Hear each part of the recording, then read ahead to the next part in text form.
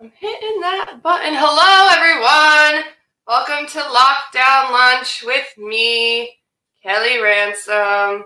I have no idea what number episode this is. I'm sorry, I'm just trying to pull this up on my phone real quick. I hope you're all doing well. I have another awesome, fabulous, fantastic guest today to have lunch with me. I would like everyone to say hello to Deborah Fritter. Hi. How are you? I'm good. I'm happy to be here. Is this on? I'm very excited to have you on today, but first I must know what day it is. What? What day is it? Oh, Thursday? Is it Thursday? It feels like Sunday to me. I think it's definitely Wednesday or Thursday. But okay. You win the prize. It's Tuesday. It's only Tuesday? Fuck. I know. Oh. But we'll get through this. We're going to get through this together. Mm-hmm. So how long have you been on lockdown? For almost 5 weeks now. Dang. Yep. And you are with 2 kids? Yeah. Pets? Yeah. Devon and Sadie, 2 and 4. My partner, spouse, Andy. The 2 cats, Dave and Smash, and our new puppy, Maisie. All right, the puppy. Yeah. Did you do that because of what was going on, or was it already happening? It just so happened to work out like that. The breeder called me and was like, I don't know if we're going to get like a shelter in place order, but you can like come pick up your puppy now. And I was like, I'm on my way. That was the most perfect timing. Yeah. So we did like a socially distanced puppy pickup. Oh. And yeah, so I'm house training her and I'm trying to house train Sadie at the same time. Yeah. It was like we were saying earlier, like dogs and kids are very much alike. Only the dog will actually go on the pee pad and wait to go outside, whereas the other day, like, took off her diaper and smeared poop everywhere. So. Oh my gosh. Have you been homeschooling them, or? If by homeschool you mean like throwing snacks in their general direction and letting them watch like unlimited TV, then yes, I'm homeschooling them. That sounds like the best school ever. I figure once they get tired of it, I kind of was doing an experiment where I was like, what would happen if I just like let them watch TV all the my parents did. I don't know about yours.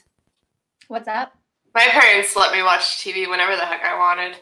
Yeah, me too. And like, I turned out relatively okay. Yeah, look at us. Yeah. We're doing fine. And yeah, so they get tired of it and then they want to go like outside or like do something actual. So I kind of just let them direct it. Like they're pretty good at telling me what's up. So I feel good about that. And like, if this goes on any longer, I'll come up with like ways of educating them. Right. But yeah, so Devon's school is obviously canceled for the rest of the year. Yeah. So, but he's in preschool. Like all they were doing is singing songs and like, right. You know, like do some puzzles. I don't know. Yeah. I mean, like, what was that movie? Billy Madison? Miss Lippy? You would make a great Miss Lippy. Dog time is a special time. Boys and girls, but for Miss Lippy. Okay. So what were you doing before lockdown? Before lockdown, I was commuting to New York City twice a month and stripping at a club there, or dancing, some people like to call it. Both. Yeah, it was something I always wanted to do, and so I decided to give it a try, and I really liked it. So I was doing bartending before, and it's like honestly kind of the same thing. It's just like making connections with people and yeah, being naked, which I like anyway. So yes, getting them dressed up.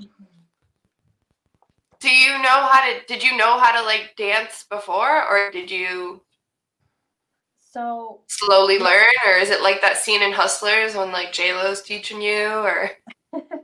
So I think a common misconception, and one that I had before I started, was that you need to like be a professional dancer, like Right. know how to use a pole, but you don't. That's what I thought.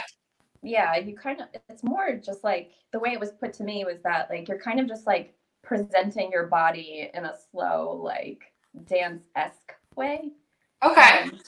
And don't get me wrong, some of the girls are professional dancers and that's their like thing. They do like amazing pole tricks and like people are attracted to that. But at the same time, definitely am.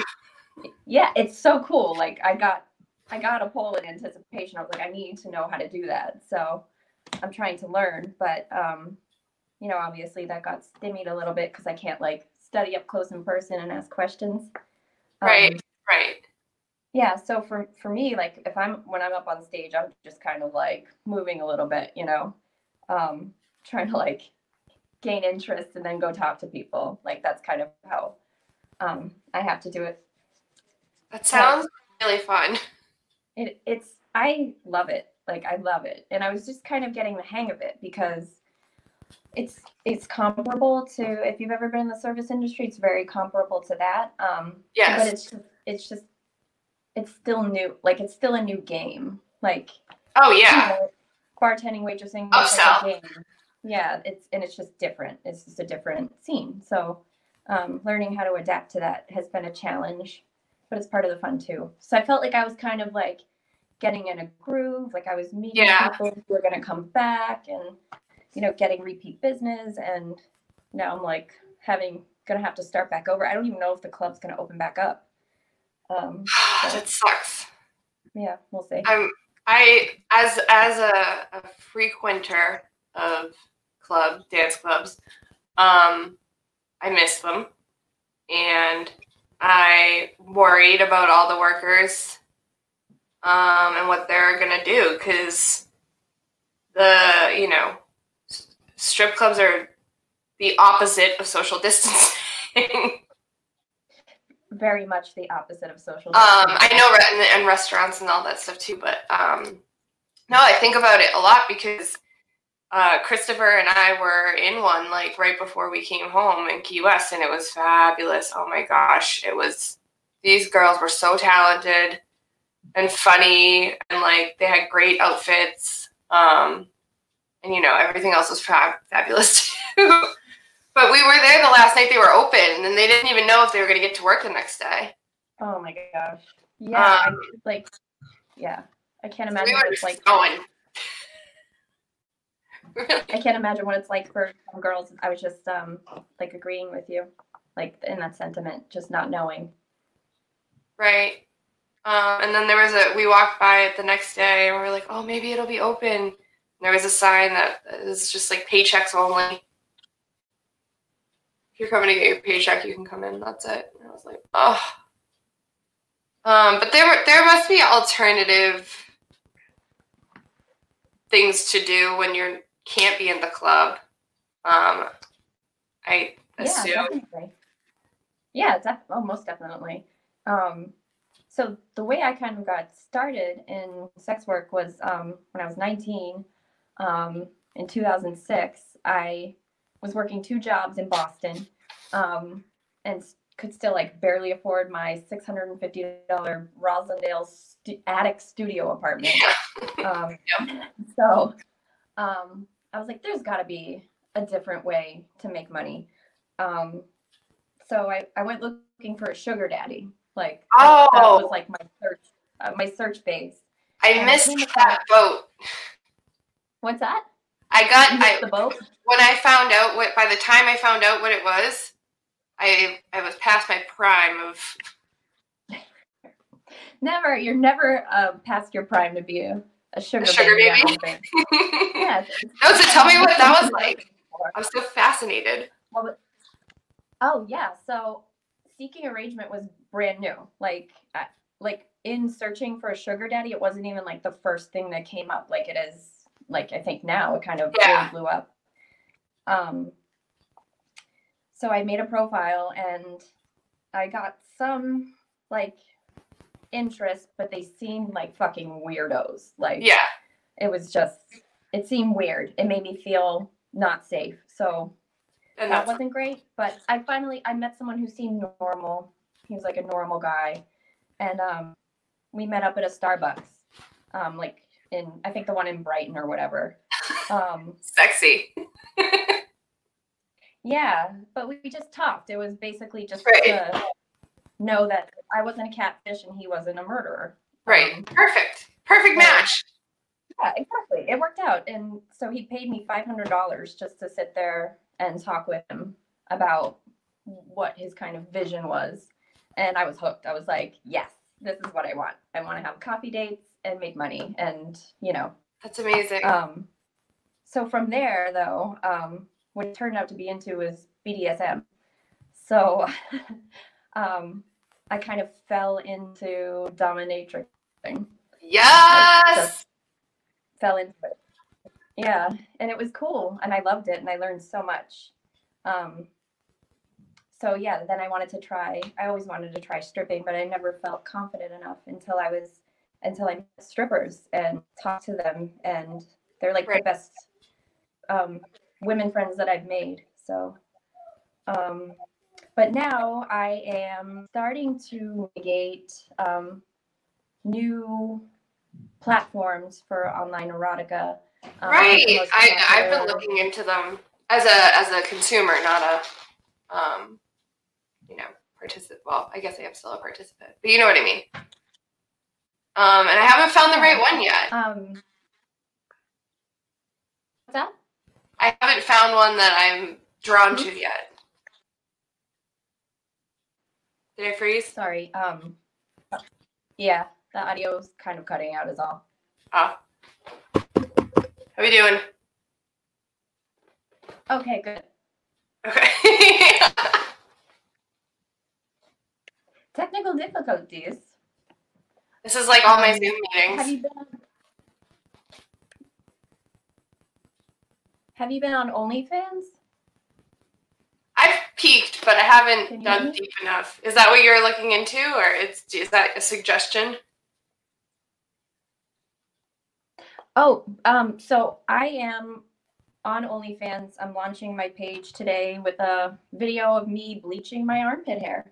Oh, right. So before we went live, everyone, I had the pleasure of a little armpit bleaching lesson from Deb, and she did it. It didn't take that long, right? No, it didn't take that long. And now look, it kind of looks like there was almost no hair there. I know. So I can go another. I think it's quite 6 weeks without shaving hair. But if the light hits it a certain way, it looks like you have no hair. You can get wild with that now. Now that it's bleached, you can go do any color you want. Yeah, I want to do maybe like a pastel blue. Oh, that would be so pretty. So that's your first video premiering today? Yes. I love it. Yeah. So the first 10 subscribers get a $10 subscription for the whole month. It's a special. And a free month for referrals. What's it called? My Fans? It's called OnlyFans. And my handle is Nilla Wafer with an I in wafer. Vanilla wafer? Nilla, no. Oh, got it. Yeah, that's the implication. I love it. That's really cute. You have the best. I love your Instagram name too. You have the best imagination for handles. Thank you. That's high praise from you. Deborah, what is it? Deborah Borealis. Every time I see it, I chuckle.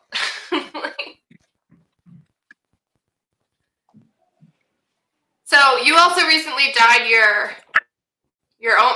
hair on your head too.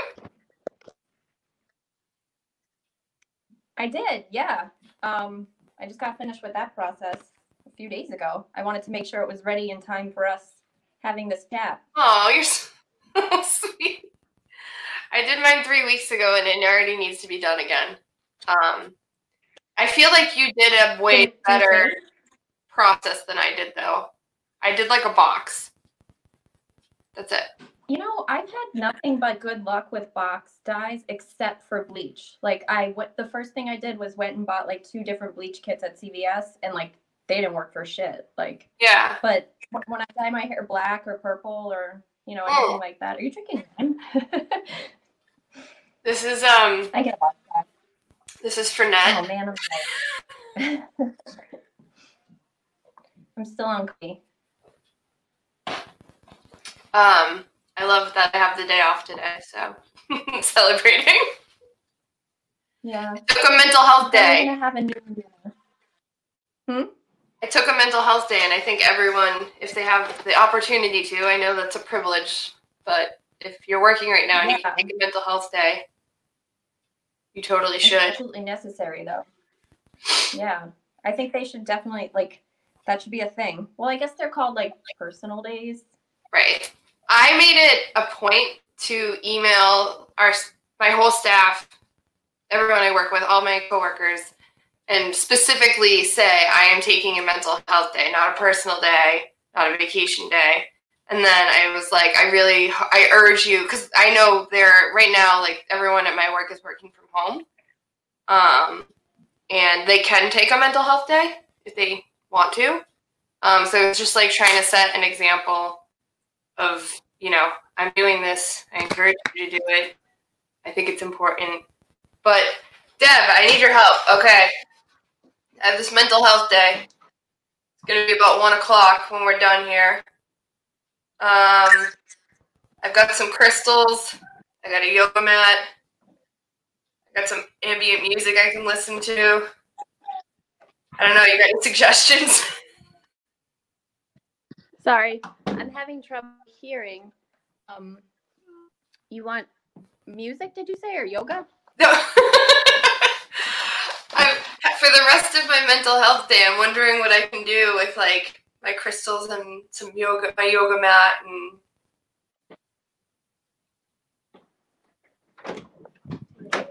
Oh, technical difficulties. You're good. This is real life, everybody. You have a gray yoga mat? You have a yoga mat and crystals, you said? I have a yoga mat, I have some crystals, I have some meditation apps. I don't know what to do with any of them. All right, yeah. What? All right. I know that you are well versed in these areas, among many, many other areas. So when I lived in Philly, I was a yoga teacher. Right. So I know a little bit about it. So do you want to just kind of calm down, or is there like a place in your body that's holding more tension? Or my back. Oh man. Back? Yeah, up here. Shoulders? Are you? Yeah, because especially if you sit. And I'm carrying these things around all the time. Yeah. That is I do not know anything about. So a lot of good poses for the upper back are like things like up dog. So if you were just to kind of flow through some sun salutations, there'd be a lot of benefit to that just in doing the vinyasa, which is the kind of yoga I learned in. That's the chill one, right? What's that? That's like the chill. There's one, I took yoga class recently where we learned, it was like 6 weeks and we learned all different types. And my favorite one was, I think, vinyasa. It was just like chill, like, and it didn't hurt. Yes, it's supposed to be a flow that, like, it's not like hatha where you're like doing this and then you're doing that. It's just kind of like very like geometrical. I don't know what to call it. That makes I got yeah. My favorite part is it's more like a flow. My favorite part is the like the sleeping nappy thing at the end. I look forward to that. Yes. The the whole reason I ended up doing the training where I did is because they give a long shavasana at Dhyana Yoga in Philly. They always want shavasana to be at least 10 minutes. And I'm like, so I would like work really hard, you know, during my practice, because then when I went to lay down, I just felt like so like good. Like I just felt like I'm like receiving all of the benefit from all of the work I just did. And I need to like take that time to relish it. And that's like, you know, something I bring into my non-yoga life. Are you still teaching yoga? So before this all happened, I was teaching a community class once a week here. I live in Ayer now, which is in Central Mass. So I was doing a community class to kind of help get our first yoga studio in town, traffic, and oh, nice. It's called Wild at Heart Yoga, and the one Lady Mary who runs it is amazing. She does Reiki, so I've been kind of just exchanging teaching classes for Reiki, which is really a good, sweet deal. I have not done Reiki, or I've not, you know, received Reiki, but I'm interested. I just don't understand it yet. It's like energy, right? Yeah, it's really cool. So have you ever had a massage? Oh yeah. So it's kind of like a massage without the massage part. It's like you know, just the person just lays hands on you. It comes from a Japanese man who like received enlightenment through meditation, you know, the old story. Yeah. And he has these like symbols. So when you get initiated into Reiki, I think there's like 3 levels.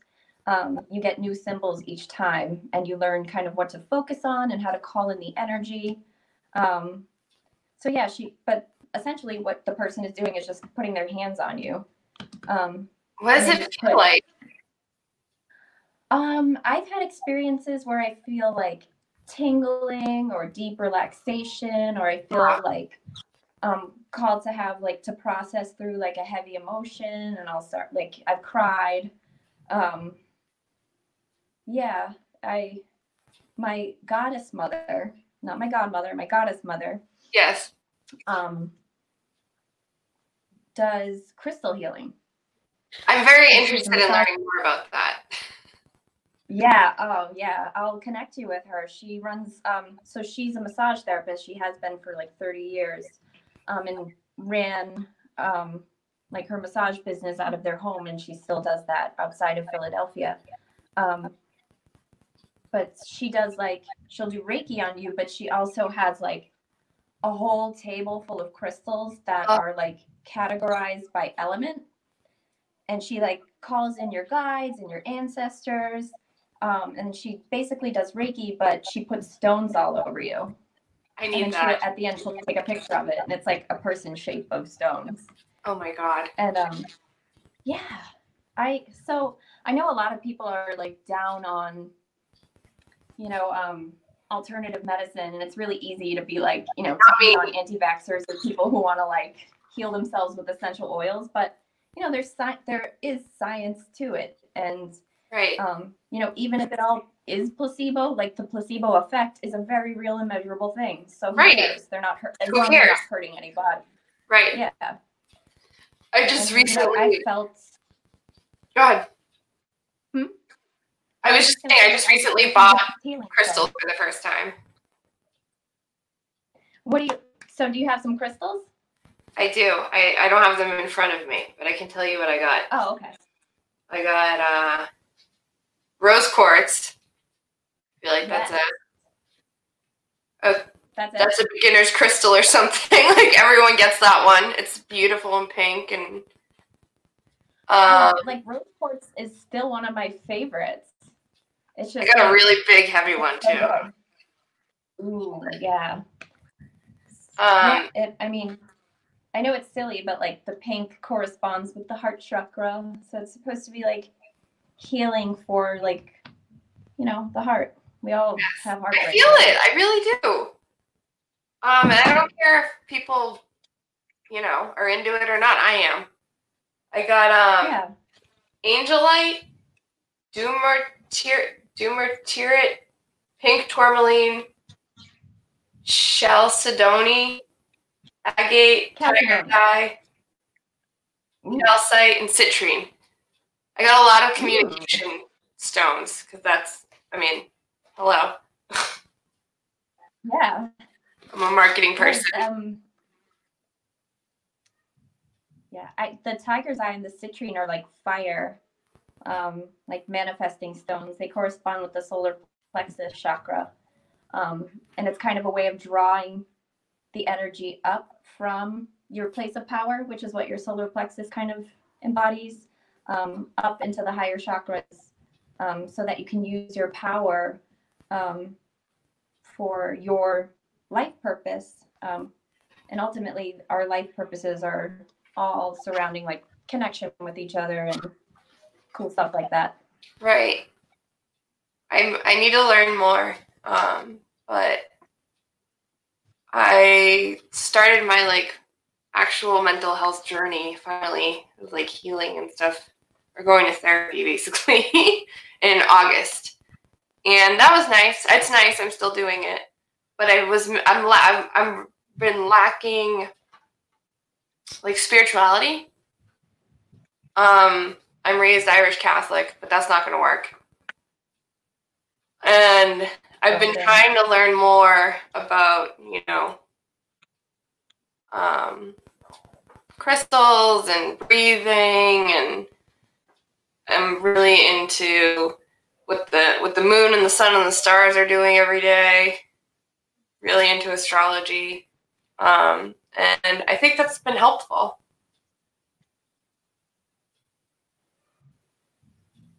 You there? Yeah. That's, what can I say? That's all good stuff. Well, what have you been doing like, for your mental health during all this? Or before this? So, I've had a long, hard journey with my own mental health and mental landscape. And I did a lot of work on it. I was, you know, a very broken and damaged person by the time I reached adulthood. And I was acting out in ways that I didn't like and doing things that I didn't like and didn't serve me. It wasn't taking care of myself. But now I do therapy once a week. Telehealth has been amazing. Yes. I try to exercise. It's not easy. Sometimes I don't want to leave the house. Kind of part of the reason I got a dog was so I have accountability on going outside every day. You have to walk it. Yeah, so it's either go outside, Deb, or someone's going to pee in your house.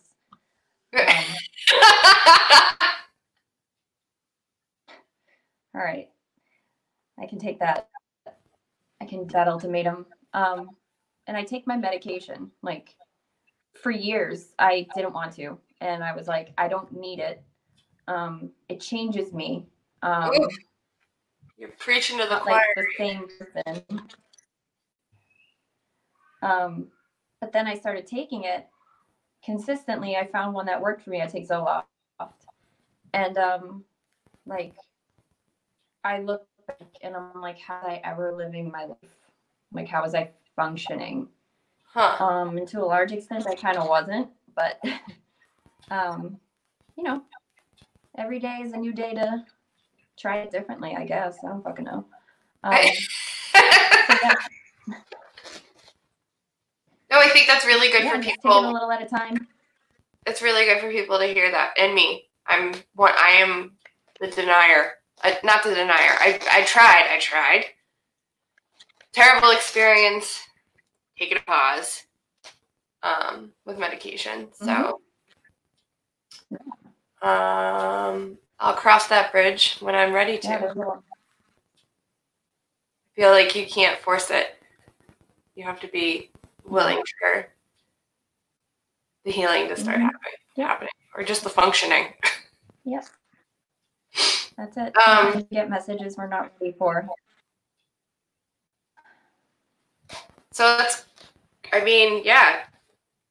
Exercise, take your meds, go to therapy if you can.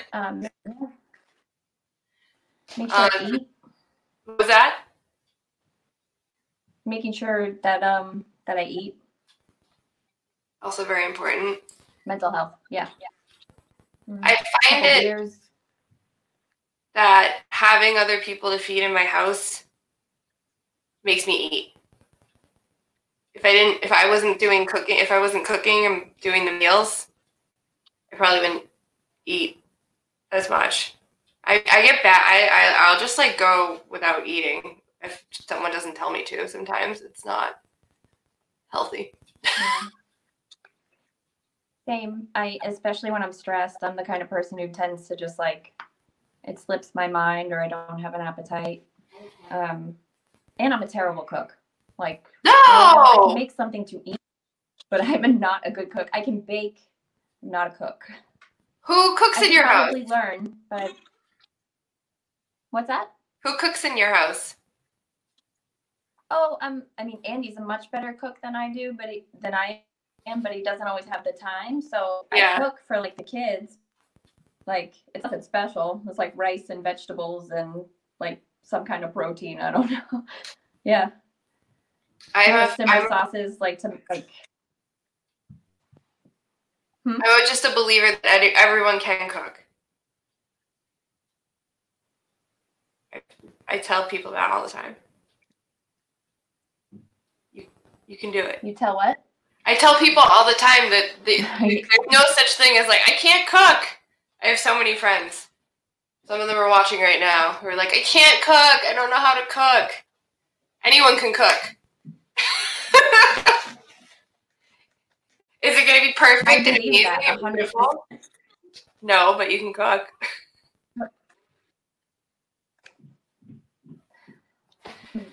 So what do you miss most? Oh, go ahead. What's that? What were you about to say? Oh, I was going to say my problem with cooking is that I just get too like avant-garde with it. Like I'm like, ooh, let's add a bunch of like random spices and like they don't necessarily go together, but it seems like fun. Just like sprinkle, don't measure anything. Like that's part of it. I think that's the most fun part of it, but unfortunately there are some disasters. That's how you learn though. You learn from the disasters. Yeah. It's true. I've had quite a few. So, you're not alone. People who can't cook out there. Just keep trying. Keep at it. I will.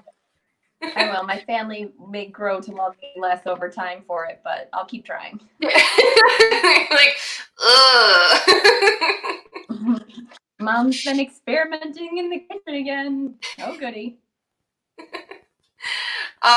What do you miss most about how life used to be?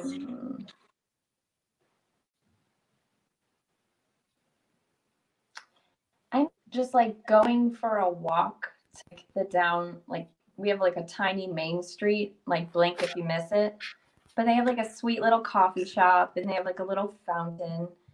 I used to like to take the kids down there in the stroller and get a coffee and say hi to everybody and then go hang out at the fountain. Like just simple stuff. I just miss seeing and interacting with people. I hear that. A lot of people have been. What do you miss? I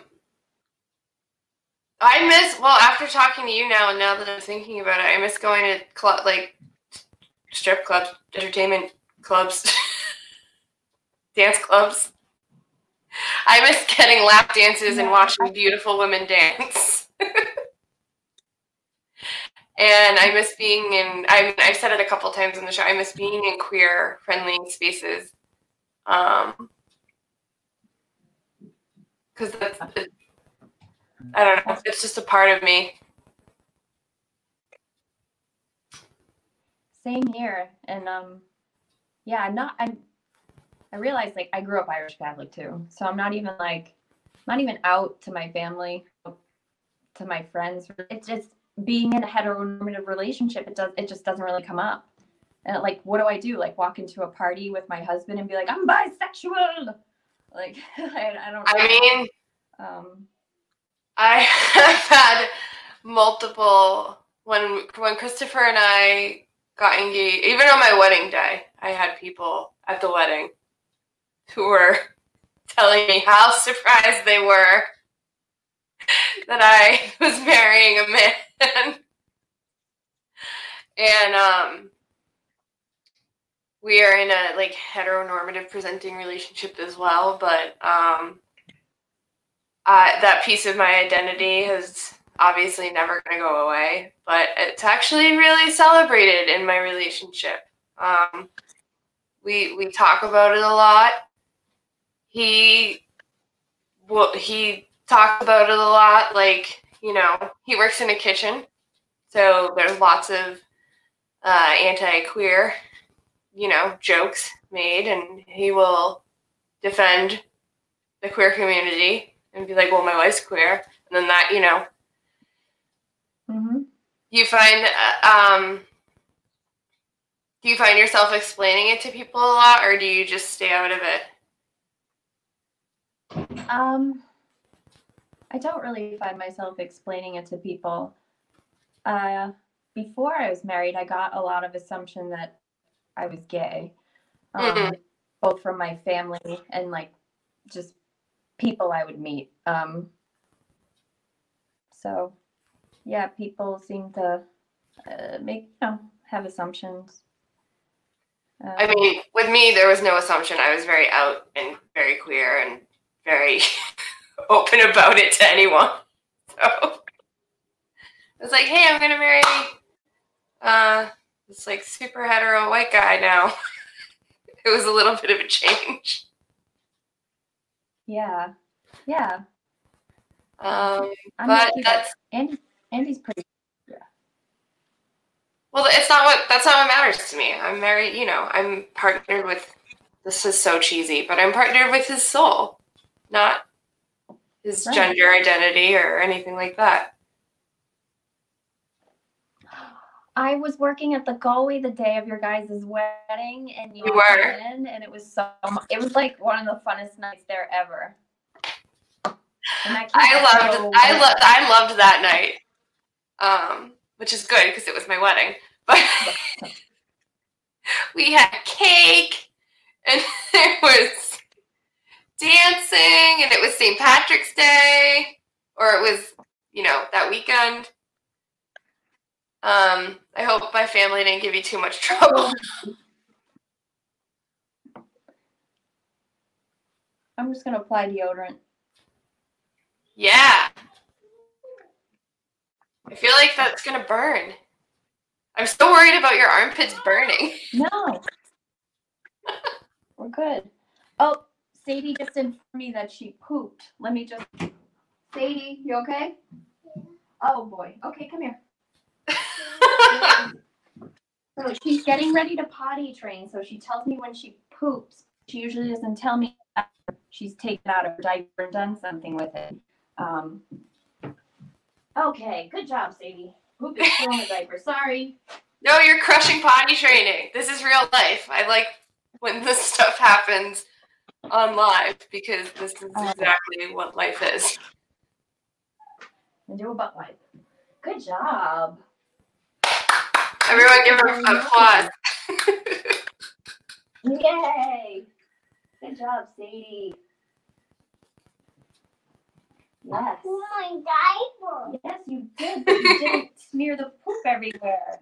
Yay! Good job. Yay! Everyone's so proud of you. Let's put a new diaper on. And then you can go see Daddy for a pee-pee treat. This is very fun right now. Everyone online saying, good job, Sadie. Yay! She's going to get a pee-pee treat. You're crushing this mom thing.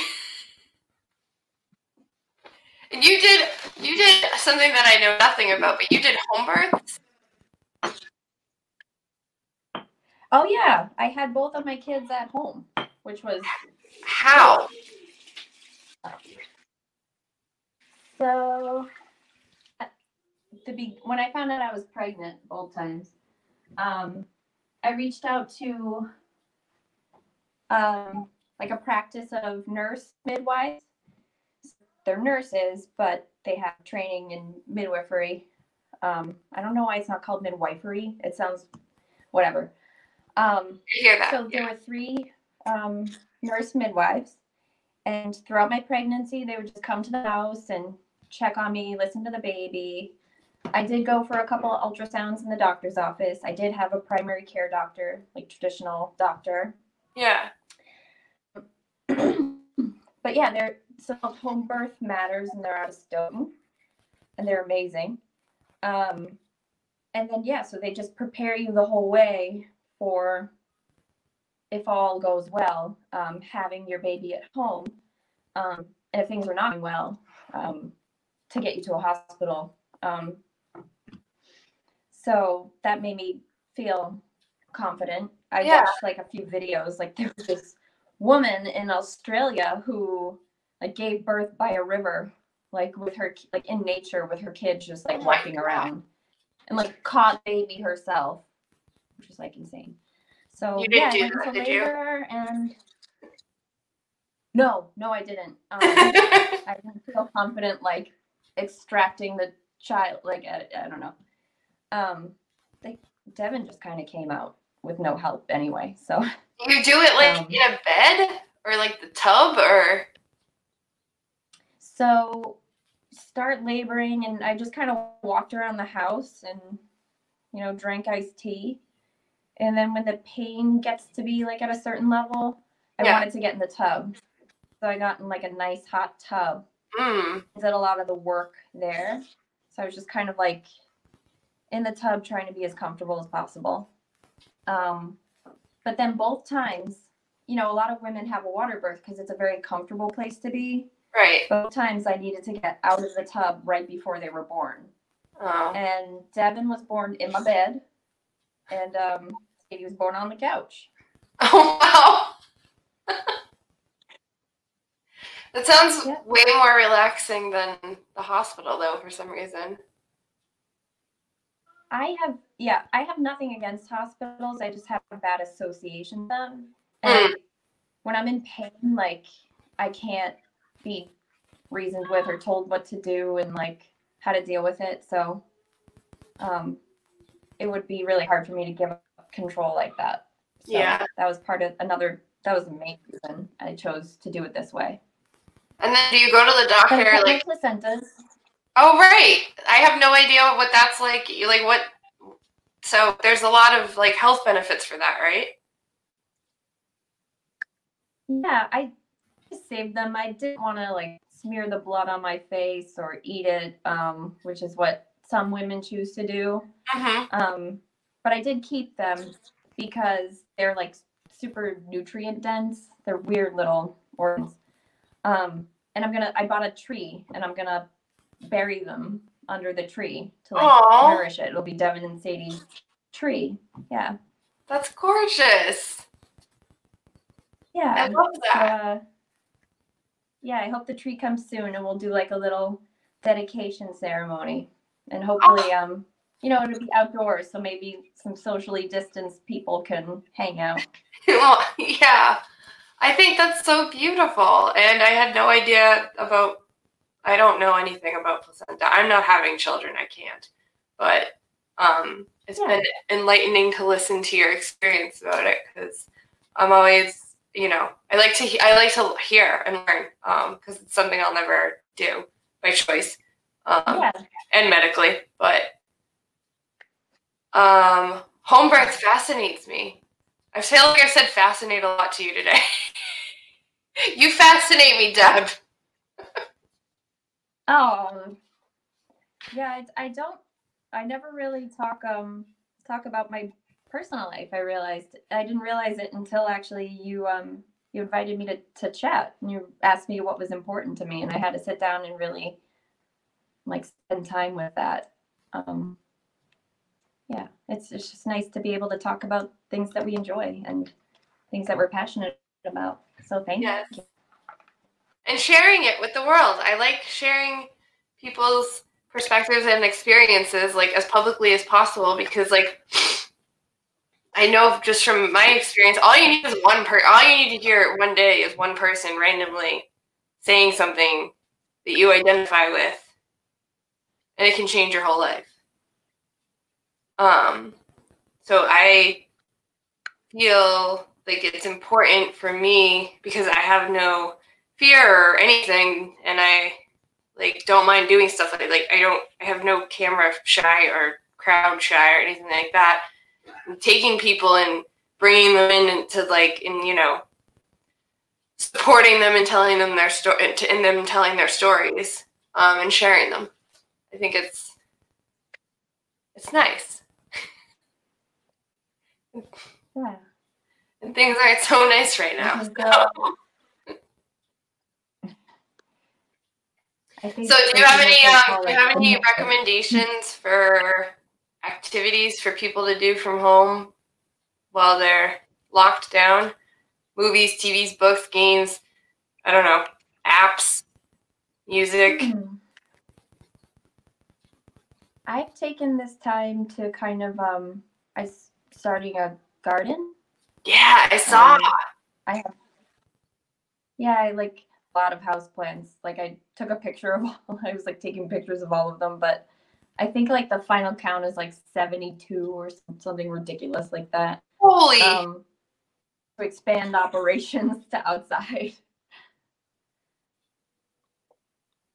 What's your favorite plant? Is that a question people ask? What's my favorite plant? Yeah, do you have one? No, I mean, I love them all, but the favorite, like, it changes, but right now I'm like really into my rubber tree plant. It's just like, she's just putting out like so many new leaves, and I like to like polish them and talk to her, and she's just very like happy in her environment, and I'm just trying all of my plants. Someone said something like house plants really just like tolerate us because they're not in their natural environment, and we're just like doing our best to like recreate it, like a whole ecosystem. And I'm like, I don't know, what do you need? Sun, water, soil, like what? Like what's going on? So yeah, I'm gonna try my hand my very own vegetable garden this year. I've always wanted to do that. Other people's, but never start to finish. And you become self-sustaining, which I think is important right now with food. Yeah, it was, yeah. So I made a bunch of extra starts, and have folks in my community who are interested in having some of those. So I'll probably, when they get a little, when they're ready to be put in the ground, I'll probably give a bunch away because I can't keep. Oh, that's so nice. Yeah, it is an important thing. It's a good skill to have. Yes, it's something absolutely. I like to share. Yeah. That's a great recommendation if people want to get out. Now's the time too, right? Tis the season to start your garden. Yeah. I don't know. I kill everything I touch. I mean, plant-wise. Yeah, well, just like you said, everyone can cook. Like, everyone can take care of a houseplant. Like, once you know, there's just the 3 variables I mentioned: sun, water, and soil. Like, you just... I don't know what it is. We keep one. I killed a cactus. Cacti are really easy to kill because they're hard to take care of in New England. We don't get enough sun, especially in the winter. Okay, that makes me feel better. But I've killed chia pets. I can't. I'm not good at cactuses either. Yeah. Maybe I was a little ambitious. I don't know. I think, it's like a common thought that because I definitely had that thought, like, oh, like you can't kill a cactus. Right. And then they're so sturdy. Just, like, overwatered it.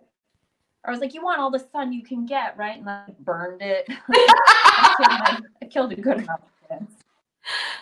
All right, maybe I'll try something else, but I know I'm just going to, if I tell Christopher that I want to get a plant, he's just going to laugh at me. He'll let me do it.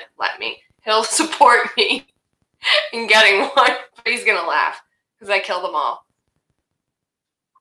Well, when this is over, I will give you a plant that I've tried to kill and have not been able to. Oh, a challenge. It just keeps going. Like I have like I think 7 like from one plant, and I like put it in like half a bowl of soil and was like, that should like whatever, you're not live. And it's still going fine. So Damn. lavender geraniums. Lavender drams. Okay. Yeah. They're cool too. Like if you put the leaves, they smell good, so they have like an aromatherapy aspect. I like that. I'm wearing lavender oil right now. Calms me down.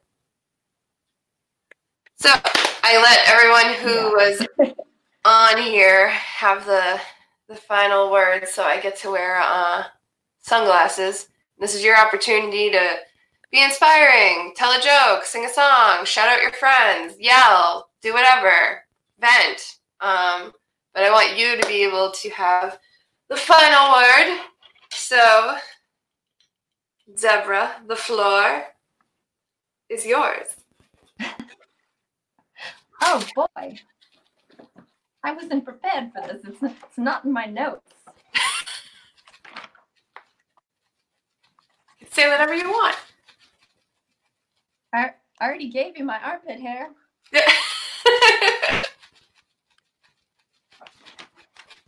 You don't have any words of inspiration and advice for everyone right now to get through this? Inspiration and advice. Ooh, when you ask me questions like that, it just like brings out the darkest in me, honestly. I like that though. Yeah. I don't know what to make of all of this. It's like fucking crazy. But I'm just in my bathroom. There's not really much to work with in here.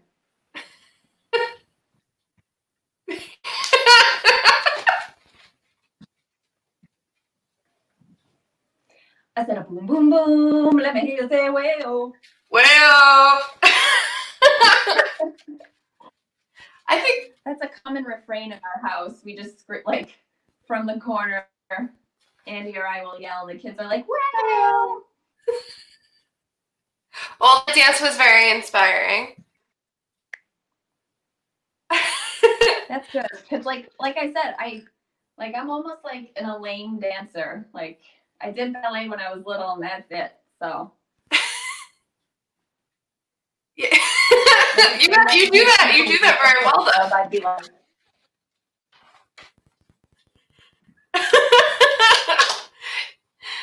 that's pretty similar to how I dance. Well, I want to thank you so much. Either that or it's like all interpretive, like.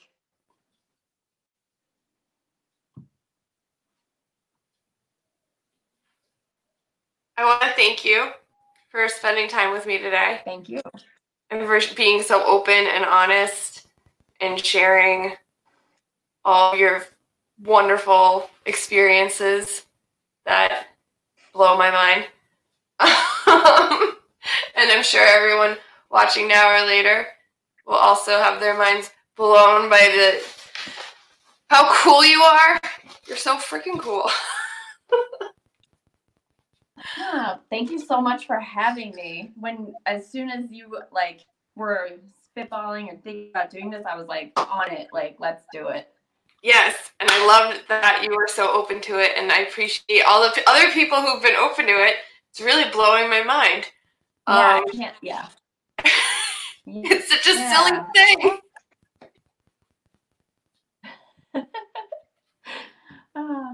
It's just my silly little. Yeah, I've been loving. Thank you. Your guests. Such interesting people. It's literally just my friends. Like I know. Just like, oh hey. Let's talk a lot about you. I'm a antisocial butterfly. Tomorrow, I hope everyone will tune in. We have another fabulous, fascinating guest. Caitlin Sheen's going to be on, and she's working on the front lines at the Brigham. She's a dietitian, so I'm sure she has a lot to talk about with that.